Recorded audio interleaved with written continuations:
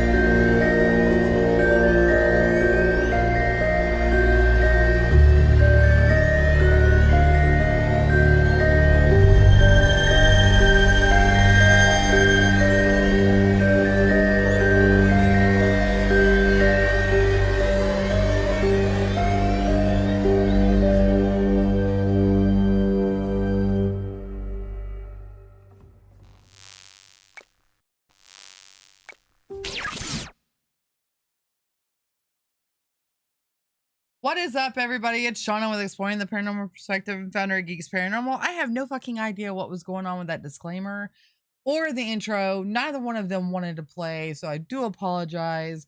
This is a pre-recorded show, so I am just going to let you guys know that what you're about to watch was highly embarrassing for me because that is not how I usually am on my shows. Those that I watch regularly know how I am on my shows and know that I'm pretty go, go, go. But this one, I seem like together.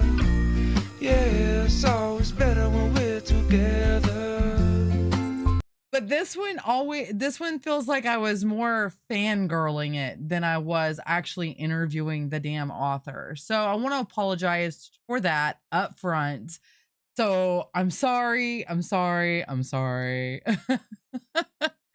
But without further ado, let's go ahead and get into the show. Just remember that um all opinions and everything on my own are my guests. They're nobody else's. But y'all seen the disclaimer, and if you haven't, I'll fucking find it and show it to you guys. But let's go ahead and go into the show.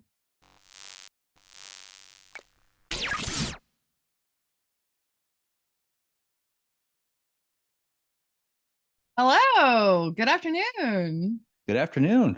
But I want to thank you for being on today and for giving me some of your time because I know you're very busy with all the stuff that you do. Yeah, Um, absolutely. I do want to say that I am kind of familiar because I have read some of your stuff with James Patterson, but also I had an interview that I done a few years back with Dacre Stoker. Oh, okay. So So you've been around for a while. I've been around for quite a few years. Yeah. Jim and I are on book number 6 together. And I talked Oh to my. Dacre probably about 2 weeks ago.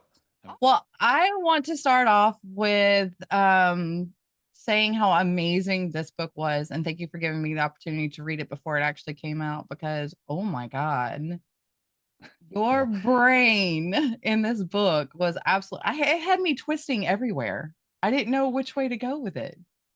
it was a fun story to write. It took, normally I could write a book in like 3 months. I'm pretty quick.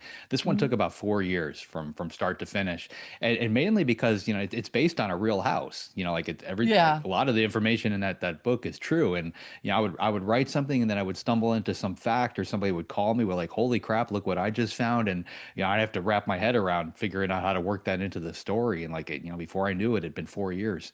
Oh my gosh. Well, yeah, something I keep upstairs was really amazing with the I mean, what actually sparked the initial idea for this book? Well, initially, like I knew I wanted to write a haunted house book. I've always wanted to do one, and I came up with the tagline, for a haunted house to be born, somebody has to die. So I Oh, knew that that's was what the story amazing. was going to be about. Because honestly, like there are a million haunted house stories, and they are Oh yeah. always the exact same thing. It's a family buys a house, they move in, something happens, something else happens, they realize something really bad happened, and then that hijinks ensue, and then everything kind of unfolds. And like I didn't want to tell that same story again. But the idea of somebody making a haunted house, taking like a perfectly ordinary house and turning it into a haunted house, that has never been done before. So that's basically the genesis of this story. I mean, and something I keep upstairs, a 17-year-old kid inherits this house from his grandmother. She passes away. She leaves him a house on a private island. And he's 17. He does exactly what you would expect him to do. He turns it into a party house for him and his friends. And but after a while that gets old, and then somebody raises their hand and says, "Hey, what would it take to turn this into a haunted house?" And they run through exactly what you would expect. There's a couple scary stories. There's a Ouija board, but then we've got that tagline for the book: "For a haunted house to be born, somebody has to die." So you know where they're going, but it's all about the journey. Oh, I mean, just the journey was amazing, just in and of itself. Like, I did do some research on a lot of the stuff that you've put in this book because, of course, what you said at the end, I had to do some research, just my brain. So I got confused at first with Cotton Mathers though, because when I came up with Mathers, the first thing I came up with was Cotton, and I was like, well, that's not who was in the book. It was someone else. So I found out he was the son that you were talking about in the book. But Mhm. I guess my main question on this was, I mean, whenever you were doing something I keep upstairs, you said you had a lot of people come at you with a lot of stuff that was going on in the town. What had you go and do all this research that you did for a lot of the haunted stuff that you have in this book. That is pretty real, especially to Well, some of those paranormal investigators out there. Cotton's a good example because he was a real person who lived in near Salem, and you know like he was heavily involved in the witch trials back in the day, and he also was out here on Newcastle. And full disclaimer, like Newcastle, New Hampshire is a real place. It's where I physically live. My family and I moved here in 2019. You know, and I was going to change the name of the town in the book. You know, I was going to change Wood Island to something else. I mentioned all this stuff in the author's note, but there are so many historical elements that I pulled into the story. Like it just didn't make sense to change, you know, one little thing because people would figure it out anyway. And I think it honestly it took away from the story. So like when I first learned about somebody like Cotton, you know, I researched everything I could find on him. He had a fascinating life, and he wrote some pretty wild papers back in the day that really spurred a lot of the witch trial stuff. You know, he kind of started that fire. Yeah. That that's scary how quick someone can do that though, isn't it? Yeah, I mean, back then, you know, everybody was superstitious. They gravitated towards that, and that was kind of their go-to explanation. You know, like if their corn died, you know, they came up with some kind of superstition, you know, as a basis for it. You know, it couldn't be because of when we haven't had enough rain. It was because of, you know, this ghost or so and so died or somebody cursed them. Right? Oh gosh. That And even nowadays though, they're starting to come back with a lot of stuff like that because a lot of people are starting to believe more into, like I said, the paranormal, into witchcraft and things like that. So what's your kind of perspective on modern day Oh, I don't know. I get this paranormal? quest. I get this question all the time, and my answer is I am smart enough to understand there's a lot I don't understand. Mm, So like the very first time, like Wood Island, like let me backtrack a little bit. So I live on okay. Newcastle, New Hampshire, which is a tiny little island off the coast of Portsmouth. I go for a run every day, and I do a lap around the island. And at one point, I stand on the beach, and if I look out over the beach, about a quarter mile out is Wood Island, where the house from my story is. So I saw that for probably about a year, you know, and it just kind of triggered the what if gene, you know, in me. I think every writer's got that. You know, I would just look out at that house and wonder what was going on out there because it's just far enough away where you can't really tell. You know, you might see somebody walking on the beach, maybe a light turns on inside, but you can't really, you know, tell what's going on out there. I later learned that it used to be a Coast Guard life-saving station. That's what its last use was, but it had fallen in complete disrepair. They abandoned it in 1948. And a local took it upon himself to restore the island. He raised around $7 million, and he started a project to bring it back to life. A guy named Sam Reed, and I got to know him, and he took me out on his boat, and took me out to the island the first time, you know, about 5 years ago, 5.5 years ago. And I remember when he took me to the house, all I wanted to do was leave. Like I don't know if you've ever stood in a place where like you know like it like just creeped you out to the point where you wanted to go, but like the hair on the back of my neck was standing up. You know, like every instinct in my body was like, you need to get out of here. You don't want to be here. Oh And wow. you know, the only thing I could liken this to is like if you're in a room with like a cat, you know, like something makes a noise in the corner of the room, that cat is gonna bolt. It doesn't care what made the sound; it's just gone. Right. People are stupid. You know, like we stand there, we will walk to the corner of the room, we will sniff it out, we will try to figure out what it was. You know, like instinctually, like we have trained ourselves to ignore, you know, these hardcore instincts that have been around for forever. We've kind of trained them out of ourselves. So like when I'm standing there and like you know, my body is telling me you don't want to be here, you know, in my mind, there's a reason for that. So then I started to research the island and realized, you know, learned some of the horrible things that had happened there over, you know, about 400 years or so. That's about as far back as I could go. You know, just it all started to make sense. And, you know, recently we've had a lot of paranormal investigators out there and just crawling all over that island. And the general theory between all of them tends to be the same. And that's that life is based on energy. And when something dies, that energy doesn't disappear, it goes somewhere else. It just moves from one place to another. So when a lot of things die in one particular place, it's almost like a battery. You know, like all that energy gets trapped in that one location. And I think that's kind of what we're seeing with Wood Island. Oh my gosh. I whenever I was told that you had a contest for Wood Island, I immediately signed up for it.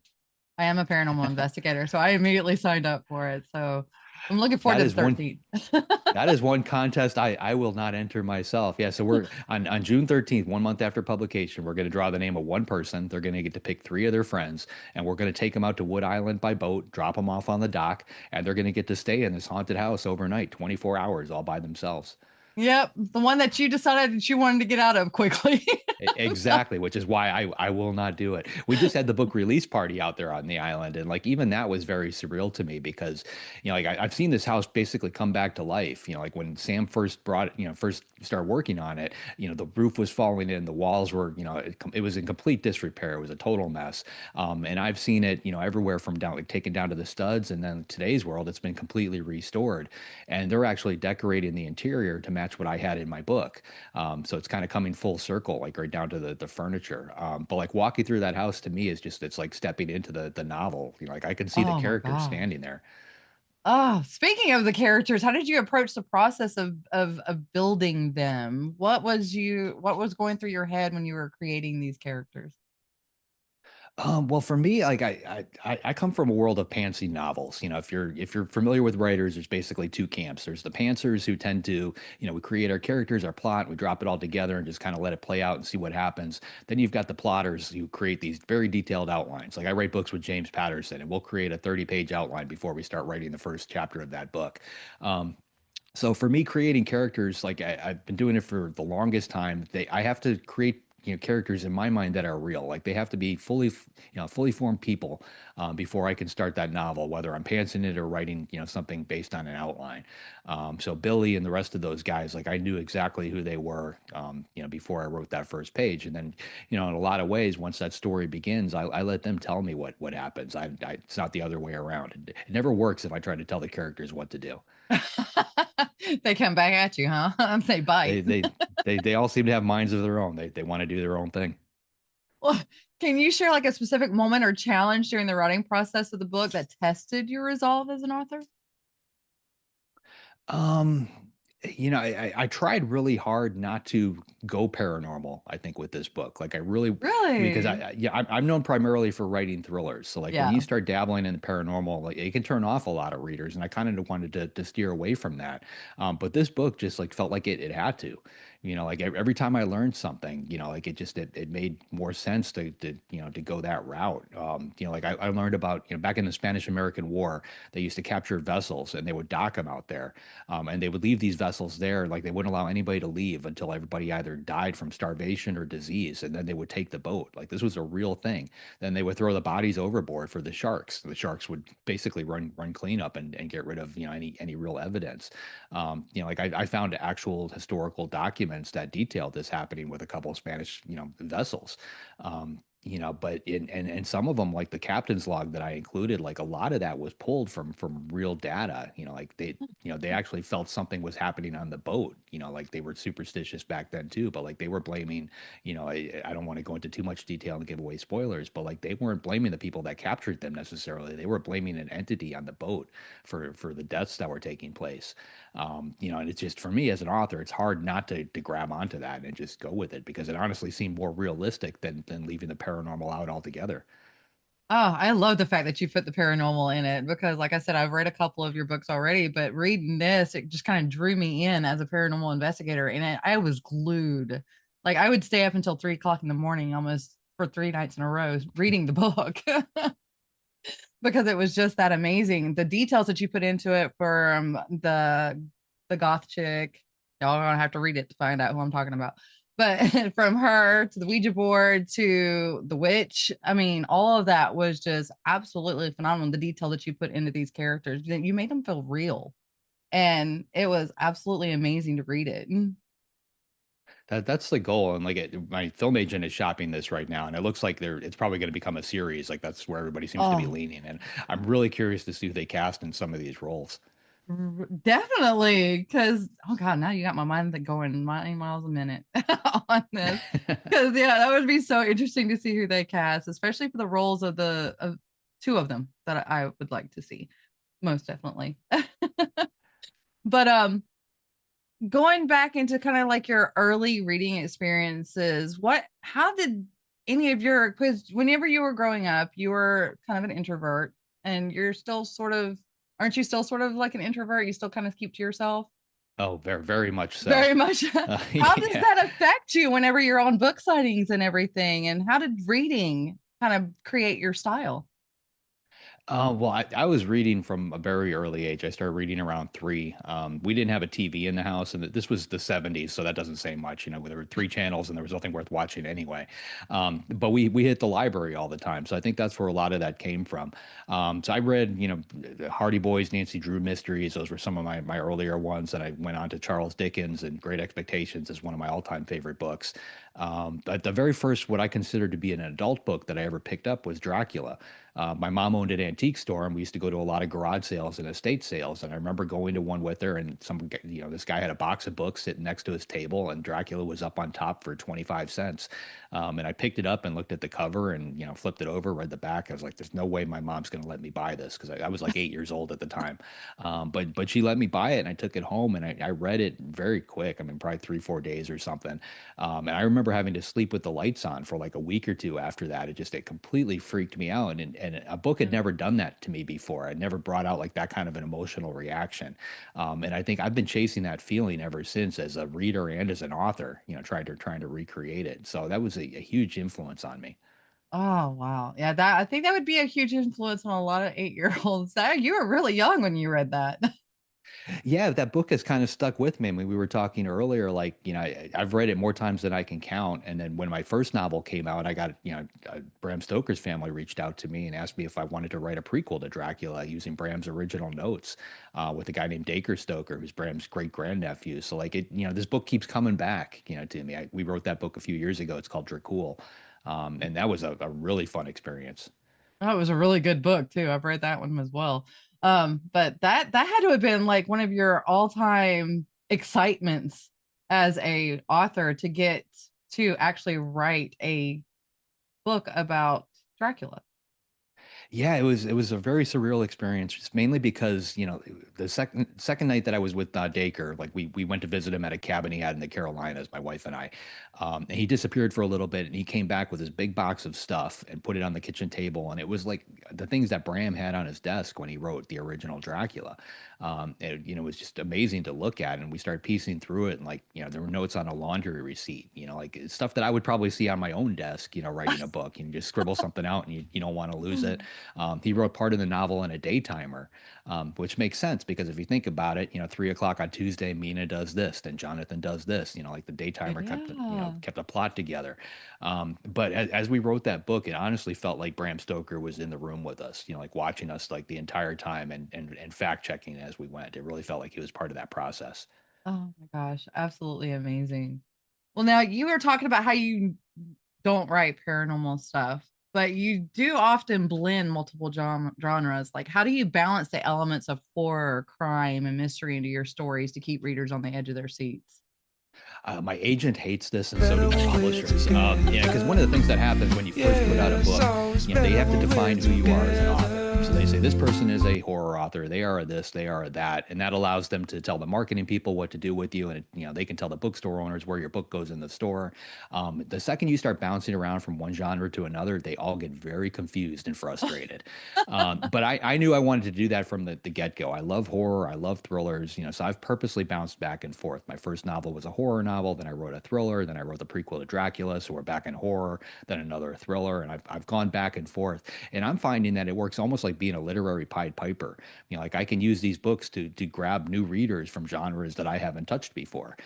So at one point, I was told that my primary audience was women 45 and over. So I went out and I wrote a young adult book, and all of a sudden my audience range changed, and now I've got people that are 20s, in their 20s and in their teens that are reading me. That particular book they actually teach in high school now, so it's like they're even coming in as younger generations. So it's kind of come full circle. So like the people that were telling me no, you can't do that 10 years ago are now going, okay, you can do it, I guess. And I'm I starting to guess. see it with the publishers too. Like in Spain, for example, like they only published my thrillers for the longest time.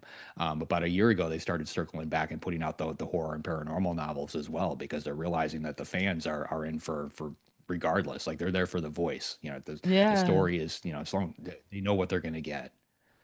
Especially with a writer such as yourself, because you're detailed, you're I mean, just the way you put life into these characters, I can't explain it. It's so hard to explain how well you do this. Well, I think I try to keep one common thread in mind in all of them, and that's suspense.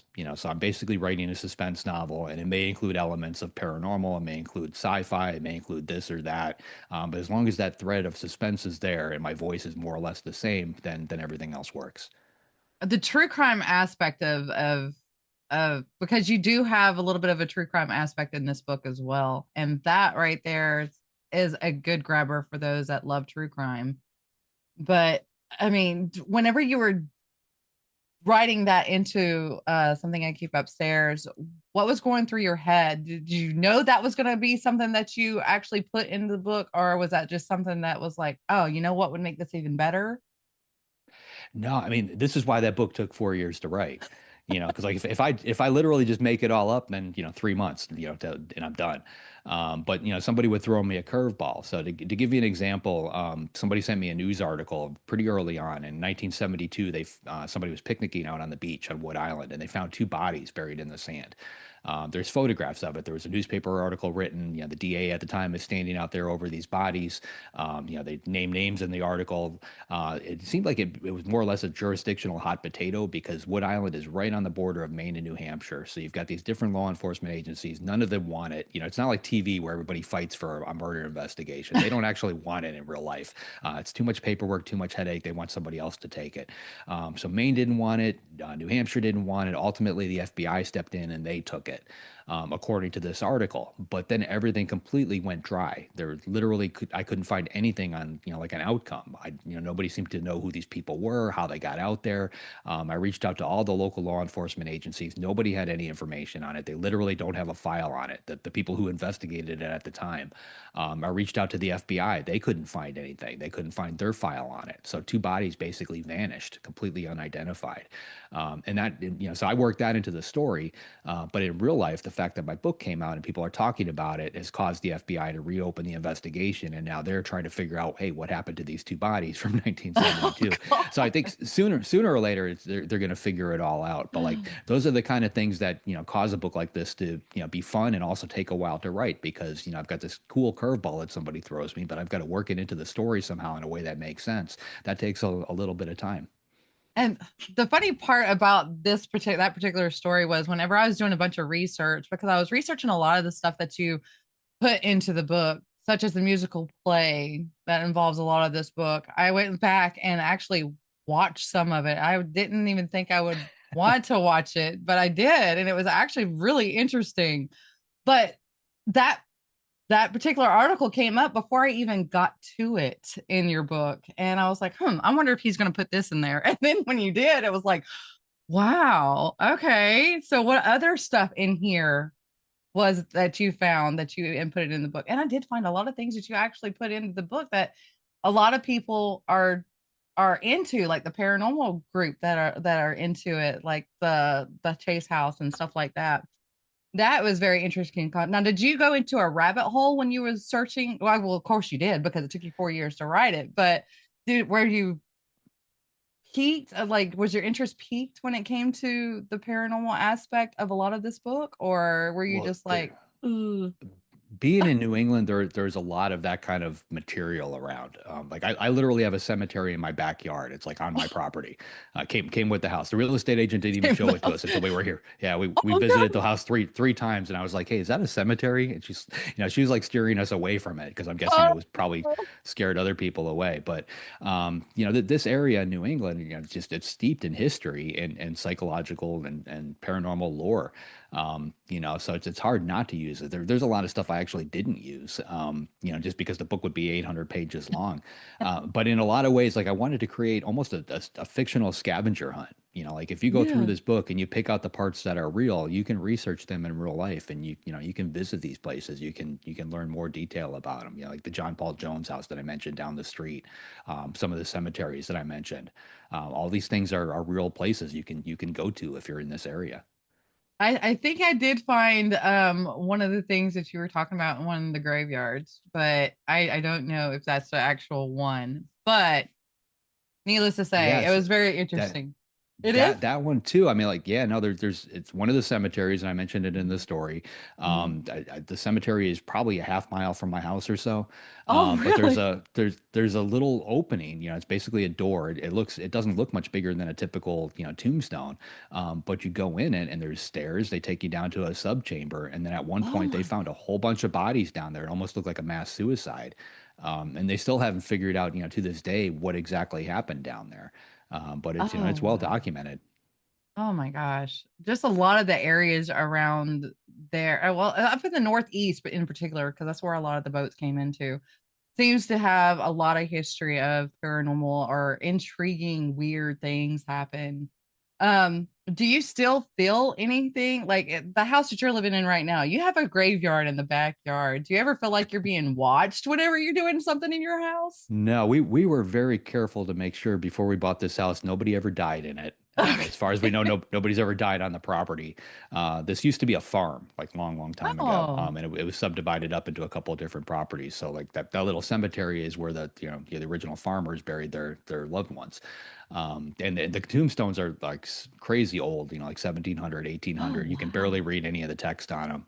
Um, but no, they're the perfect neighbors. They're nice and quiet. Nice and quiet, leaves you alone. Well, that's good. Yeah, At least you don't have anybody peeping in on you in the bathroom. So,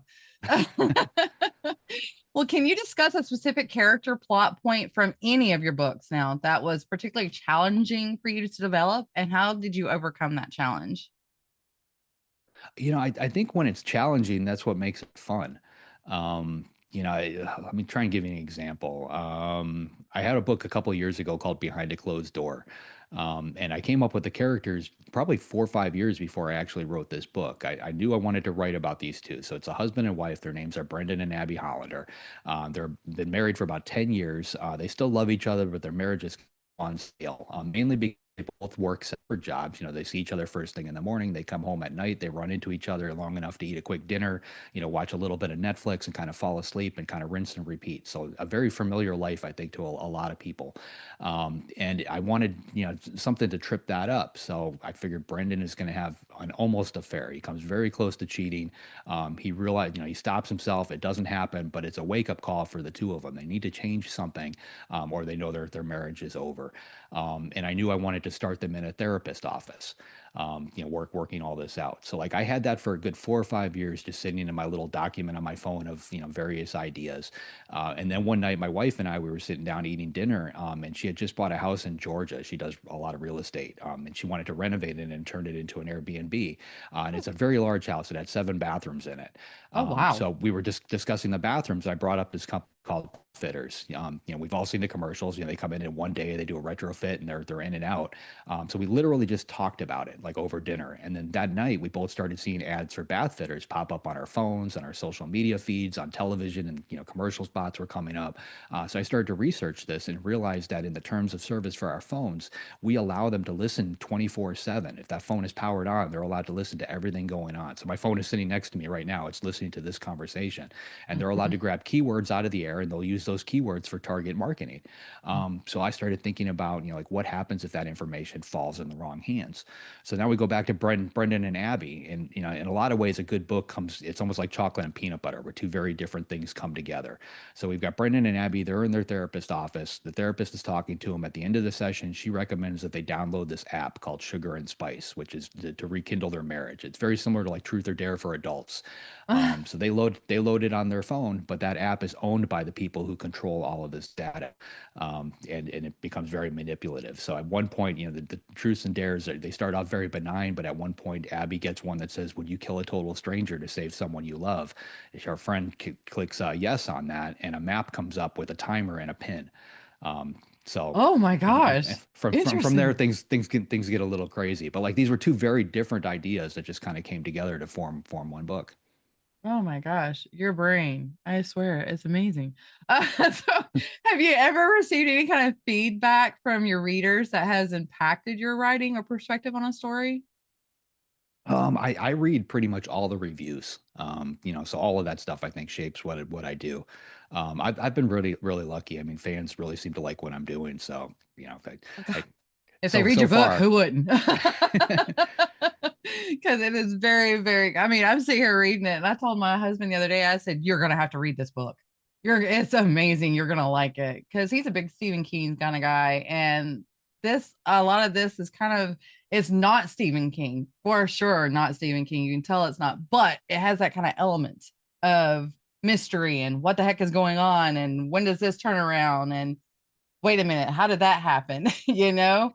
And I was telling him about it and telling him a little bit pieces about the house and of course the musical that is in it. And telling him a little bit about backstory on that. And he was like, how in the world did he come up with that concept? So how in the world did you find that musical and put that into this book to do what it did? I don't want to So put too much out there.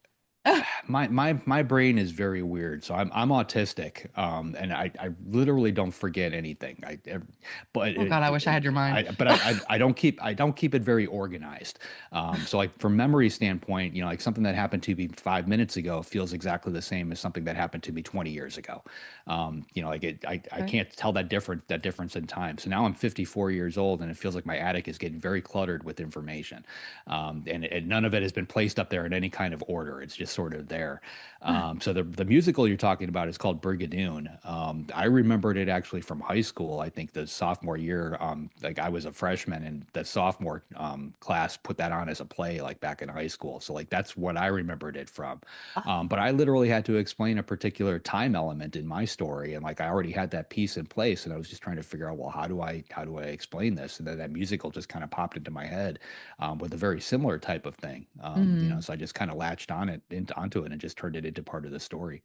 And that was pretty awesome because whenever I researched it and I read a little bit about the background of that, it was, you really put in a lot of imagination to what happens at this house for that. So that is pretty amazing in and of itself. You did a really great job. I loved every aspect of this book. It was really awesome. Um, Well, but going back to a little bit of your writing process and discussing how you come about, like, do you do any kind of rituals or anything? Like, do you have a habit of doing something before you start to sit down and write, or No, I'm pretty straightforward now. I mean, back when I was still working a corporate job, like I would just squeeze in writing anywhere that I could. One of the things I started doing back then is I would listen to a thunderstorm soundtrack on noise canceling headphones, like whenever I had to write.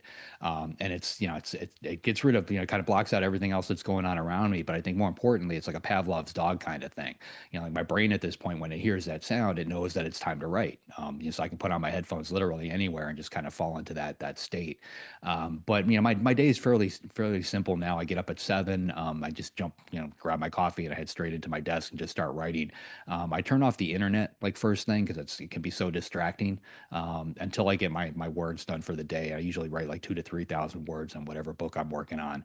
Then I flip the switch for the internet. All the emails start coming in with the business side of this. And I deal with that for the rest of the day. And, do interviews like this, talk to my agents, and I wrap everything up at around 3 o'clock or so.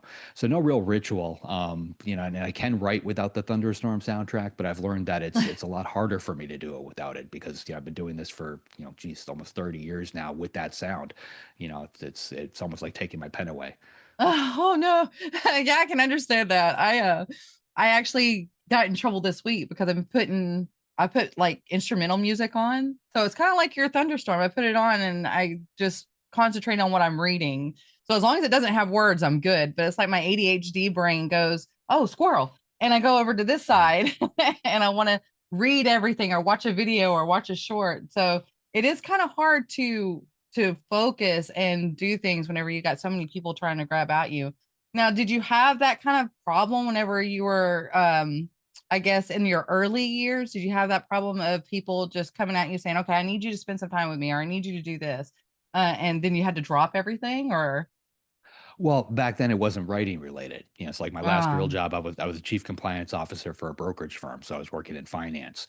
So I had those totally people different than what coming you're at me. doing now? Oh, yeah, very, very different. So, I'd want to work on, the latest book, that I was plotting out in my head or, that I was writing. And, people were coming at me with finance questions, but that paid the bills at the time. So, you try to juggle all of that. So you're sitting there writing financial. Oh, wait, no, that's not what I'm doing right now. Um, Yeah. Well, as an international best-selling author, what has been the most significant moment in your career that you believe kind of shaped your past?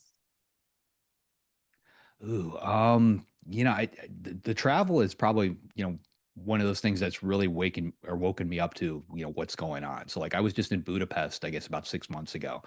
Never been there before, but I've had, I think, 6 or 7 books that have come out there, and I had like 1,000 people show up for my book signing.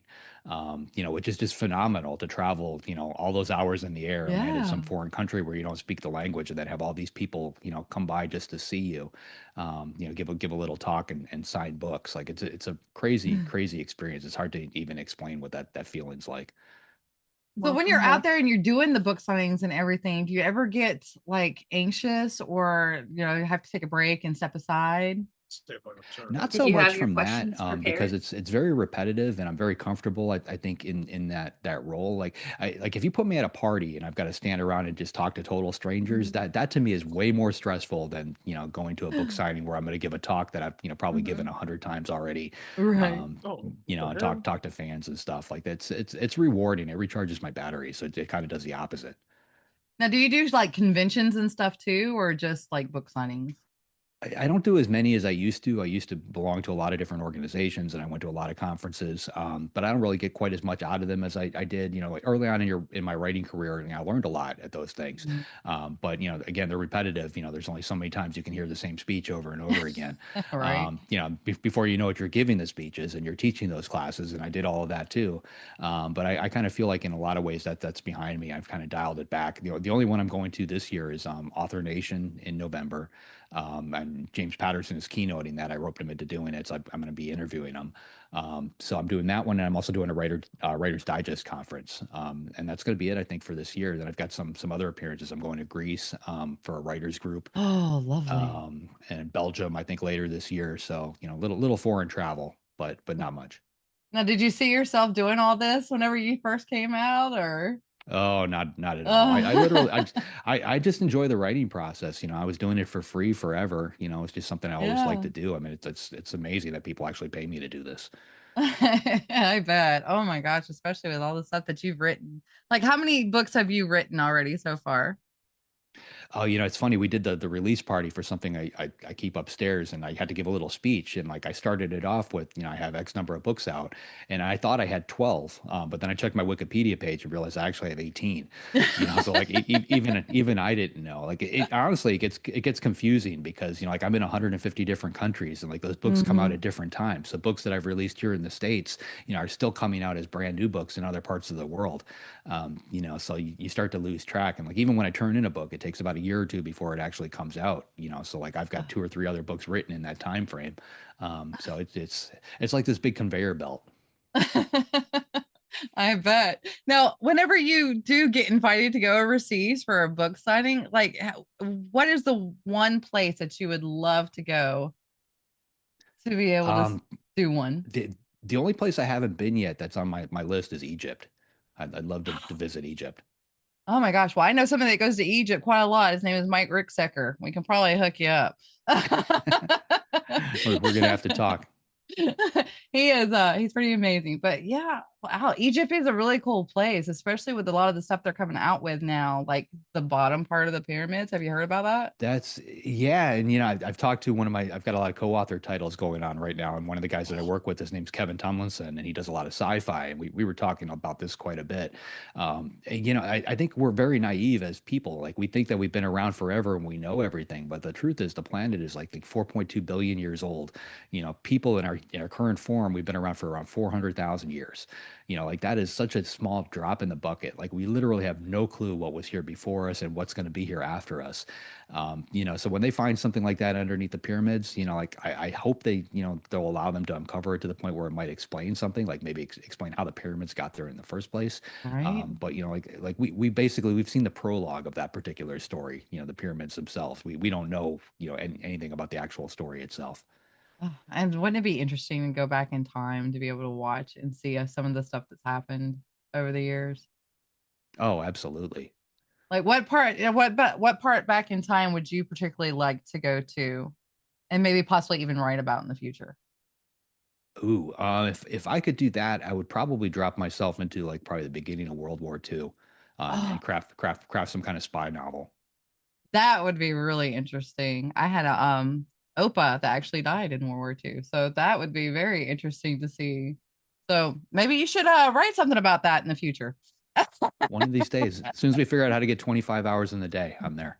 Oh gosh, I need more than that, like 48.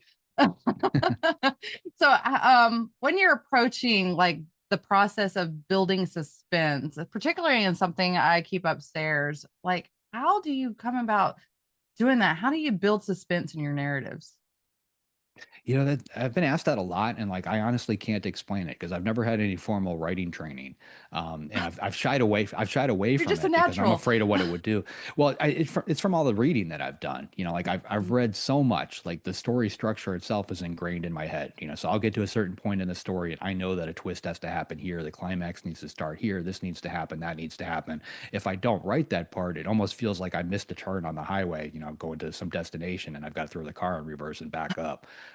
You know, like I know those pieces need to be there. So like if you take any one of my books and drop it into something, you're going to see a three-act structure there. Like it's all there.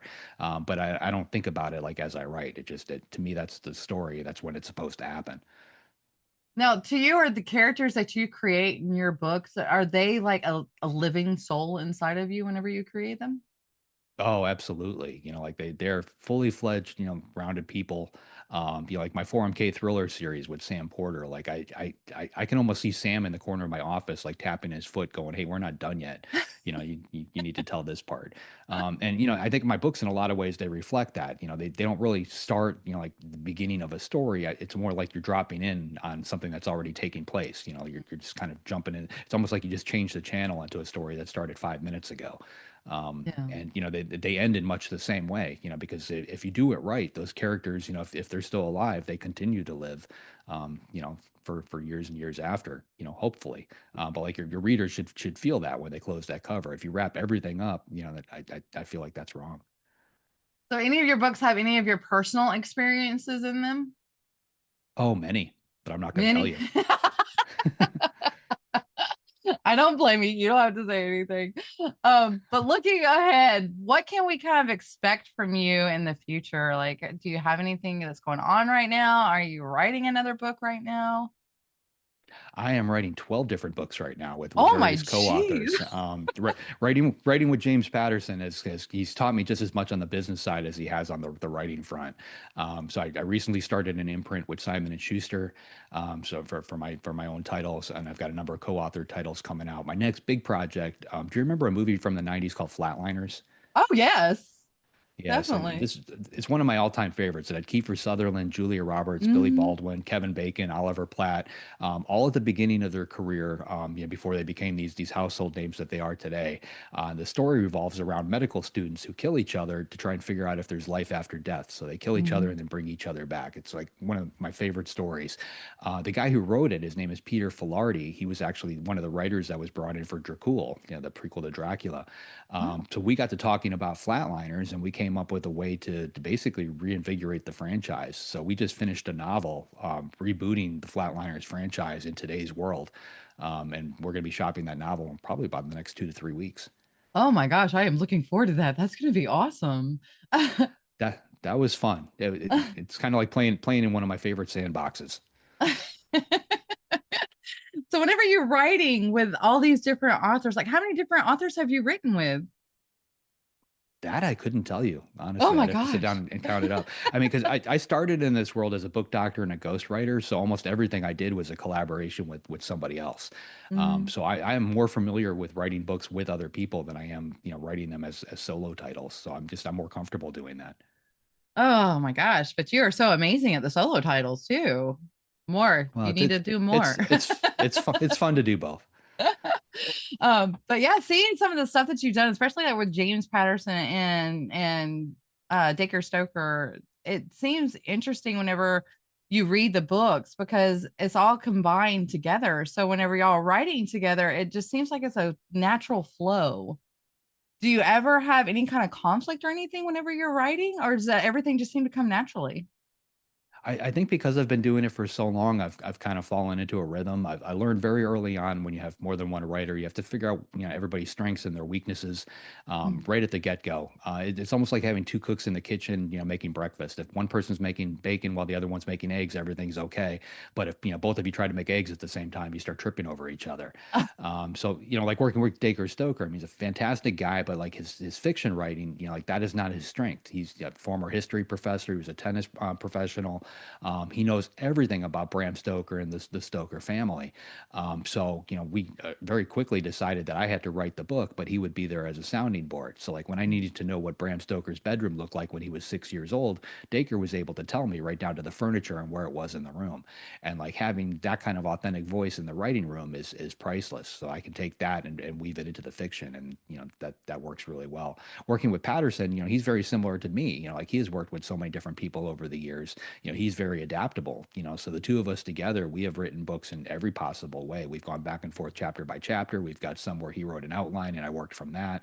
We've got other ones where it was the other way around. Like we're completely wide open. It's all about just what is the best way to get this story on paper.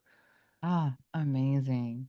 And whenever you're writing a book, what would you say is let me see if I can question this right.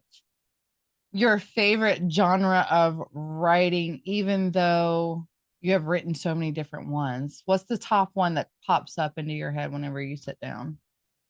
Horror is by far my favorite. I love writing scary stuff. Mm. But that being said, I sell probably 10 to 20 thrillers for every horror novel. So I know where my bread is buttered. So I bounce back and forth. But I get the most enjoyment, I think, out of writing the scary ones. But the thrillers are fun too. They seem like they're a lot of fun to you. You come up with a lot of interesting stuff in your imagination, and I look forward to seeing a lot more stuff that you do. So, what kind of Thank you. legacy are you hoping to leave as an author? Ooh, I'm a huge Stephen King fan. So at some point, if I could touch a career similar to what he's had going on, I'd be a very happy guy. Um, I think that's if I'm chasing a brass ring, it's probably that. So that's how you want your readers to be impacted, is by a lot of what you write. Yeah, I mean, like if you look at somebody like Stephen King, like you walk into Mm-hmm. a bookstore, you see his name on the cover, you're going to just buy that book. It doesn't matter Mm-hmm. what it's titled, what it's about. You know what you're in for. The voice is there. I try to give my readers that same experience. I think you hit the nail on the head with your book, most definitely. Oh, So thank you. you're welcome. What kind of upcoming projects are you particularly excited about? The Flatliners one is the big one. The big one? That one, Yeah. yeah, you're going to see that one in the news very shortly. Oh, great. I'm looking forward to it. All right. So you said you were going to be overseas when? I'd have to check my calendar. I know I'm in Greece in June. I think I'm in Belgium in October, and then a couple other appearances in between. But if you go to my website, it's all on there. All right. I did make a little video whenever I was promoting the contest for Wood Island. I can send that to Kate and let you see it if you'd like. But I have been promoting it all over the place. A lot of people have already shared it. So hopefully you'll have a lot of people entering in this contest. I'm sure you already do, but That would be great. Yeah, we've got people from all over the world. It's pretty wild. it seems like it's going to be an amazing thing. When I told my daughter, she's only 11, and when I told her about it, and she goes, "Mom, can I go?" I said, "Not on your life, not until you're 18." So, Yeah. but it looks like it's going to be a fun and interesting trip. And you said you were out there twice, right? I've been out there a bunch of times. A bunch of times. Now, Yeah, every time you go out there, you get that feeling. I stay out of the house for the most part. Like Oh, even wow. this latest time, like the house is finished at this point, but it's you can put fresh paint over anything. You can put new floors down, but like that vibe is still there. You can't hide that. It's sort of like if you think of the Lizzie Borden house, like you can repaint those walls, but you know what's underneath it. Yeah. And that's something that you put a detail into your book as well, because I just read that the other day. And that was a very interesting concept, especially if you go into a house that somebody's been murdered, you can always repaint it, but you never cover up the actual stuff underneath. So Exactly. that was a very cool concept. And some of the stuff that you came up with, like Spivey saying, did you, what brought you to come up with something like that? You mean Nick Knock? Yeah. It just popped into my head. I don't know. It just felt right coming out of his mouth. I'm not sure where that came from though. If I had to guess, my daughter is 7 now. Like she had a lot of things that we call baby words. Every parent's got Oh, those. Most yeah. of them have gone away, so like, it's probably something that came from her at some point. Oh, that was pretty cool. Some of the stuff that you put in there, some of the sayings that were in there. I mean, whenever you got something, especially like the beginning when you were talking about before a haunted house is born, somebody has to die. I mean, was that something that you had come up with, or did you just find that somewhere? No, that was basically my original idea for this entire storyline. Like, I had that thought, and like, because if you think about it, every haunted house starts somewhere. Like it wasn't always a haunted house. Like they don't start as a Right. haunted house. Something has to make it, become one. And to me, like that was the cool part of like this story. Like how do you take a normal house and turn it into a haunted house? Because nobody's ever told that story before. Oh my gosh. So the main character, or well, I guess he would be the main character, Billy. Yeah. Whenever you were creating him and bringing him, I know I've been back and forth. My ADHD just gets me all over the place. But whenever you created him and brought him into this book, did you think that, did you have another character that was playing around in your head that was fighting for Maine, or did you always know that Billy was going to be the one? No, I knew Billy was going to be the one to tell this story from the get-go. Now, is this something because of any kind of experience that you have had, or? No, it felt right. Like I Mhm. wanted to foreshadow this book in a particular way. So like we opened with Billy, basically explaining a lot of what actually happened, from,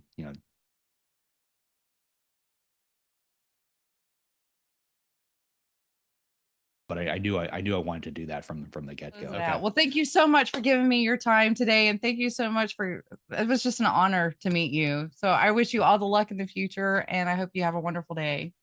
Thank you so much for having me. I appreciate it. No problem. All Bye. right, take care.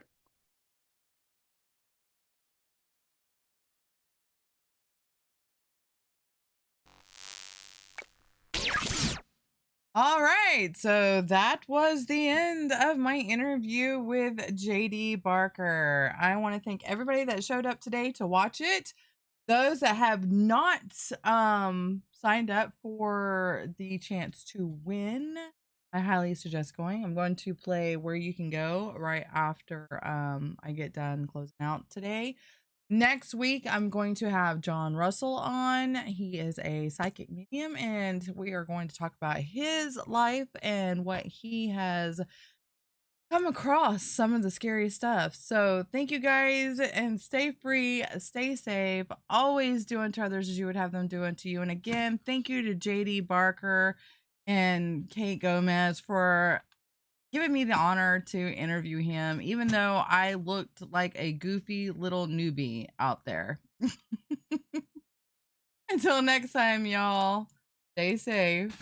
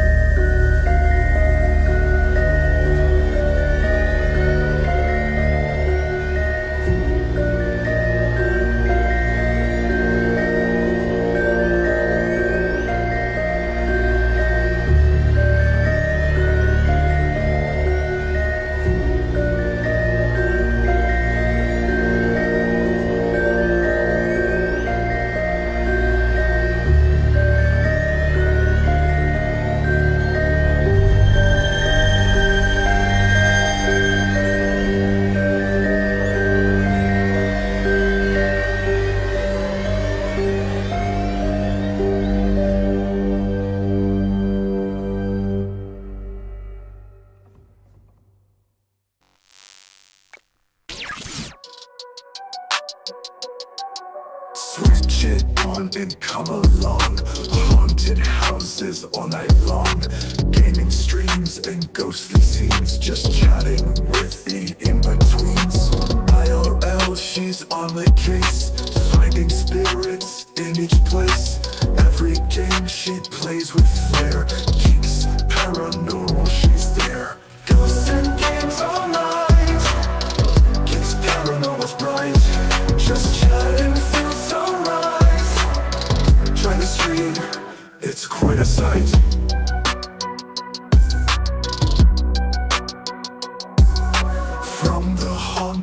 house she flies, gaining worlds under the skies. Chat and laugh, let's have a blast.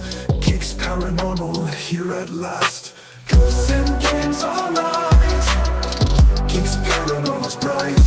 Just chatting feels alright.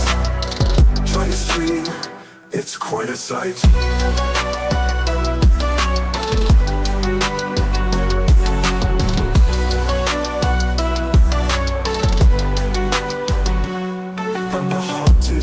She flies, gaining worlds under the skies. Chat and laugh, let's have a blast. Geeks paranormal here at last. Ghosts and games all night. Geeks paranormal's bright. Just chatting feels alright. Try to stream, it's quite a sight. In the dark, she finds the light. Streams so fun, she's out of sight. Every ghost and gaming fight. Geeks paranormal shines so bright.